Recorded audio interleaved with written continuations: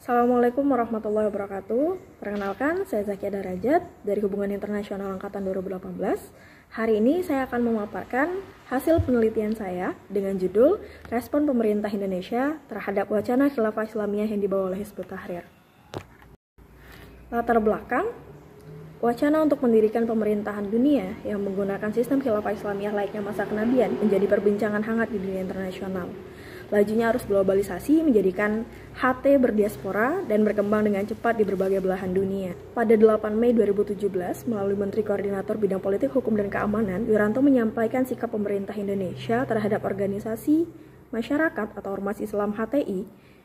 Menurut Wiranto, kegiatan HTI bertentangan dengan tujuan, asas, ciri, dan yang berdasarkan Pancasila serta Undang-Undang Dasar 1445 yang mengatur tentang organisasi massa.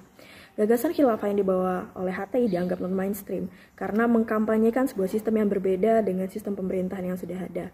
Berangkat dari rasa kekhawatiran pemerintah Indonesia terhadap ideologi yang dibawa oleh HT sebagai organisasi Islam transnasional, hal ini mendorong pemerintah Indonesia akhirnya mengeluarkan respon terhadap eksistensi dari paham khilafah Islamiyah yang dibawa oleh Hizbut Tahrir. Rumusan masalah pembubaran HTI pada tahun 2017 masih menyisakan masalah bagi pemerintah Indonesia. Ternyata meskipun cabang dari organisasi transnasional ini sudah dicabut badan hukumnya, akan tetapi tidak turut serta menghentikan aktivitas serta penyebaran ideologi yang dibawanya. Penyebaran ideologi khilafah yang dibawa oleh HT dan oleh para anggota serta partisipan dari kelompok ini terus saja berjalan, sehingga memicu lahirnya respon pemerintah Indonesia untuk menghentikan paham yang dibawa oleh Hizbut Tahrir. Penelitian ini menjadi penting untuk dibahas guna melihat apa alasan dibalik pemerintah Indonesia begitu serius merespon wacana khilafah Islamiyah yang dibawa oleh Hizbut Tahrir. Selanjutnya, pertanyaan penelitian, mengapa pemerintah Indonesia merespon wacana khilafah Islamiyah yang dibawa oleh Hizbut Tahrir? Dan tujuan dan manfaat penelitian. Tujuan penelitian ialah untuk menjelaskan respon pemerintah Indonesia terhadap wacana khilafah Islamiyah yang dibawa oleh Hizbut Tahrir. Serta manfaat penelitian ini dapat dijadikan sebagai referensi literatur dalam konteks sistem khilafah yang dibawa oleh organisasi Islam transnasional. Serta hasil penelitian ini diharapkan dapat menambah pengetahuan pembaca dalam hal memahami kebijakan dan program pemerintah Indonesia sebagai respon terhadap sistem khilafah Islamiyah yang dibawa oleh organisasi transnasional. Kemudian studi pustaka, yang pertama itu dari Muhammad Nawab bin Muhammad Usman, Hizbut Tahrir Indonesia dan Political Islam, Identity, Ideology, Religion, Political and Mobilization. Kemudian dari Muhammad Iqbal Ahnaf, Between Revolution and Reform, The Future of Hizbut Tahrir Indonesia. Kemudian Hizbut Tahrir Fight Back, The Response of Hizbut Tahrir Indonesia to the State Repression, tulisan dari Daniel bin Muhammad Yusuf. Kemudian Islamophobia and Threat Perception Explaining Anti-Muslim Sentiment in the West yang ditulis oleh Sabri Sifty.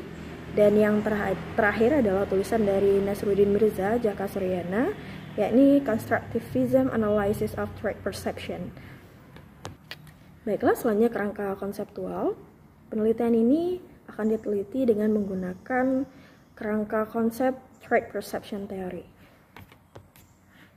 Threat Perception Theory dari Raymond Cohen, menurut literatur hubungan internasional, ancaman diartikan sebagai kondisi di mana aktor memiliki niat ataupun kemampuan yang dapat menyebabkan konsekuensi buruk atau negatif terhadap aktor lain.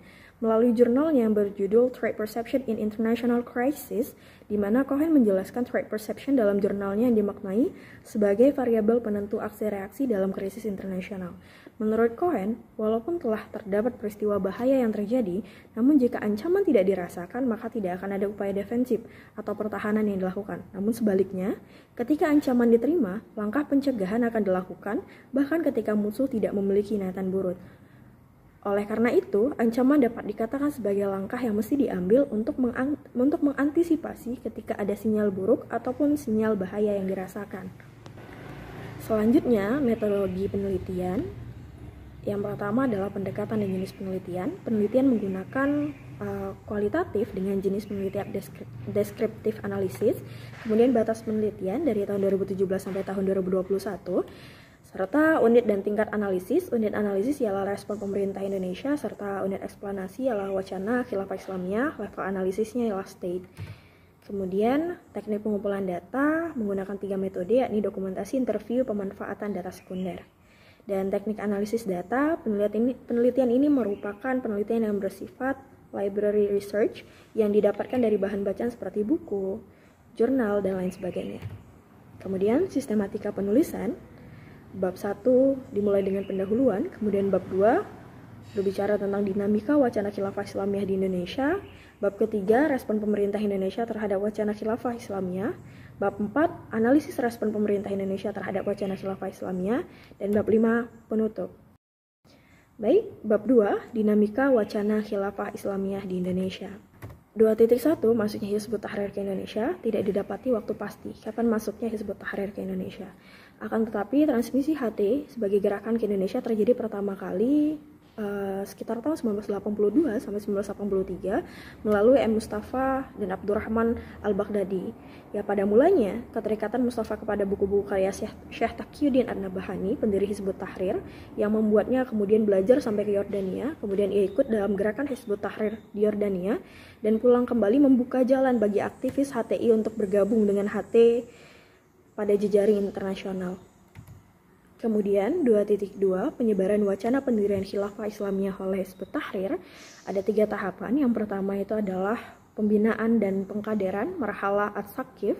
Tujuannya adalah untuk membentuk individu-individu yang meyakini fikroh dan metode Hizbut Tahrir guna membentuk kerangka gerakan. Kondisinya ditemukan benih gerakan dan terbentuknya halaqah untuk kemudian bergerak kepada masyarakat, menawarkan konsep dan metode dakwah Hizbut Tahrir secara individual. Kemudian tahapan kedua bentuknya adalah interaksi dengan umat atau marhalah tafaul ma'a al-ummah. Tujuannya adalah untuk membentuk kesadaran ideologi umat dan kepatuhan kepada partai. Umat mulai berusaha menerapkan nilai dan ideologi dalam kehidupan bernegara dan bermasyarakat. Kondisinya terjadi pergolakan pemikiran dan perjuangan politik antara umat dengan penjajah dengan penguasa menghalangi penerapan ideologi Hizbut Tahrir. Kemudian tahapan yang ketiga adalah pengambil alihan kekuasaan atau marhalah Islamil Hukum. Tujuannya, partai memegang kendali pemerintahan untuk menerapkan Islam secara menyeluruh dan pengembangan risalah ke seluruh penjuru dunia. Kondisinya ialah jatuhnya kekuasaan yang zalim. Kemudian 2.3, pembubaran HTI oleh pemerintah Indonesia melalui Menteri Koordinator Bidang Politik Hukum dan HAM, Wiranto, pada 8 Mei 2017, Ormas HTI dilarang eksistensinya di Indonesia. Beberapa alasannya diantaranya yang pertama adalah sebagai ormas, HTI tidak melaksanakan peran positif untuk mengambil bagian dalam proses pembangunan guna mencapai tujuan nasional. Kemudian yang kedua, kegiatan yang dilaksanakan oleh HTI terindikasi kuat telah bertentangan dengan tujuan, azas, dan ciri yang berdasarkan Pancasila serta Undang-Undang Negara Republik Indonesia tahun 1945. Dan yang terakhir adalah aktivitas yang dilakukan oleh HTI dinilai telah menimbulkan benturan di masyarakat yang dapat mengancam keamanan dan ketertiban di tengah masyarakat serta dianggap membahayakan keutuhan NKRI. 2.4, eksistensi wacana khilafah Islamiyah pasca pembubaran HTI. Eklemen dan Anderson menyatakan bahwa kemunculan media baru HTI telah merubah otoritas keagamaan tradisional seperti guru agama, ulama, dan mursyid bergeser ke otoritas media baru seperti ulama baru yang kebanyakan muncul di sosial media. Hal ini juga menjadi kesempatan bagi HTI untuk menyebarkan pesan pemahamannya di media sosial. Anggota HTI yang aktif berdakwah melalui media sosial, salah satunya kita bisa melihat adanya Ustadz Felix Xiao yang memiliki follower Instagram sebanyak 3,5 juta lebih, yang belakangan ini diikuti oleh anggota HTI dan kebanyakan masyarakat Indonesia pada umumnya dengan menampilkan sebuah konsep dakwah kreatif dan menampilkan potongan video pendek yang menarik, dan hal ini berhasil memancing minat kebanyakan anak muda. Tokoh senior HTI yakni Ismail Yusanto sebagai juru bicara HTI juga memanfaatkan Instagram guna menyebarluaskan wacana yang lebih mengarah pada politik, khususnya kritik terhadap pemerintahan. Kemudian bab 3, respon pemerintah Indonesia terhadap eksistensi wacana khilafah Islamiyah. 3.1, isu radikalisme agama di Indonesia. Menguatnya isu radikalisme di berbagai lapisan sosial menjadi isu besar dalam periode kedua kepemimpinan Joko Widodo. Tak hanya Menteri Agama, Menteri Dalam Negeri, Menteri Pendidikan dan Kebudayaan, Bahkan Kapolri yang baru juga mendapat pesan untuk memberantas radikalisme. Mantan Wakil Panglima TNI ini beralasan semua yang ia lakukan adalah untuk memerangi radikalisme. Ini sudah sesuai dengan visi Presiden yang juga selalu menegaskan untuk menjaga NKRI. Gerakan Islam Radikal Kontemporer yang dapat disebutkan di sini antara lain adalah HTI. Organisasi ini bersifat radikal dalam hal ide politiknya, namun menekankan cara-cara damai untuk mendapatkan tujuannya. Radikalismenya tergambar dari perjuangan HTI yang menginginkan perubahan politik fundamental melalui penghancuran total negara bangsa yang saat ini masih kita kenal, dan menggantinya dengan negara Islam baru di bawah satu komando khilafah. Kemudian 3.2 program deradikalisasi, inisiatif kebijakan deradikalisasi di Indonesia dibuat untuk mendukung kebijakan deradikalisasi oleh pemerintah yang bertujuan untuk menghentikan terbentuknya kelompok-kelompok keagamaan garis keras. Kemudian 3.3 tinjauan praktis dan teoritis dari nasionalisme, menurut Jean-Jacques Rousseau mengatakan bahwa nasionalisme menekankan nilai kesatuan moral dari rakyat yang terpaut bersama untuk mencapai tujuan bersama. Ia menegaskan bahwa masyarakat wajib diperintah dengan undang-undang yang dibuat oleh mereka sendiri, bukan dari raja yang dianggap memiliki sifat ketuhanan dan berdiri di atas undang-undang. Kemudian 3.3.1 Pancasila sebagai ideologi negara. Pancasila sebagai ideologi nasional mengatasi paham perseorangan, golongan, suku, bangsa, dan agama, sehingga semboyan Bhinneka Tunggal Ika diterapkan bagi seluruh masyarakat Indonesia dalam sebuah kesatuan yang utuh. Pancasila sebagai ideologi berusaha untuk meletakkan kepentingan bangsa dan negara Indonesia ke dalam kedudukan utama di atas kepentingan lainnya. Kemudian bab 4, di sini saya akan membahas perihal analisis respon pemerintah Indonesia terhadap wacana khilafah Islamiyah, konsep khilafah Islamiyah dan bedanya terhadap sistem tata negara Indonesia. 4.1.1 Konsep khilafah Islamiyah. Khilafah adalah sebuah ideologi atau keyakinan atau akidah yang didasarkan pada rasionalitas untuk menghasilkan aturan-aturan bagi manusia. Bangunan nalar khilafah diperkuat oleh satu konstruksi Islam sebagai sebuah ideologi. Kemudian 4.1.2 Konsep demokrasi Indonesia. Dalam perjalanan sejarahnya ada 4 macam demokrasi. Dan saat ini Indonesia menganut demokrasi Pancasila. Demokrasi Pancasila pada hakikatnya merupakan norma yang mengatur penyelenggaraan kedaulatan rakyat dan penyelenggaraan pemerintahan negara. Kemudian 4.3 Islam dan demokrasi. Jika demokrasi selalu mengedepankan narasi kedaulatan tertinggi berada di tangan rakyat, berbeda halnya dengan khilafah, di mana khilafah mengedepankan segala kedaulatan tertinggi berada di tangan Tuhan. Kemudian 4.2 persepsi masyarakat Indonesia terhadap gerakan Hizbut Tahrir. Meskipun masyarakat Indonesia beragama Islam mayoritasnya, namun ternyata masih kebanyakan masyarakat Indonesia menganggap HTI sebagai organisasi ekstremis, militan, dan bahkan dianggap teroris. Istilah terorisme digunakan oleh Barat untuk mengecam semua pihak yang beroposisi dengan Barat, terutama ditujukan pada Islam dan kaum muslimin yang berseberangan dengan mereka. Istilah militan dan teroris kerap diidentikan dengan penggunaan kekerasan. Akan tetapi, HTI memandang penggunaan kekerasan dalam upaya memperjuangkan dan mendakwakan Islam telah menyalahi metode dakwah Rasul. Kemudian 4.3 persepsi ancaman dan speech act negara ditemukan ternyata banyak aktor-aktor negara yang kemudian melakukan speech act-nya untuk kemudian memberikan sebuah konstruk akan ancaman ketakutan bagi warga negaranya.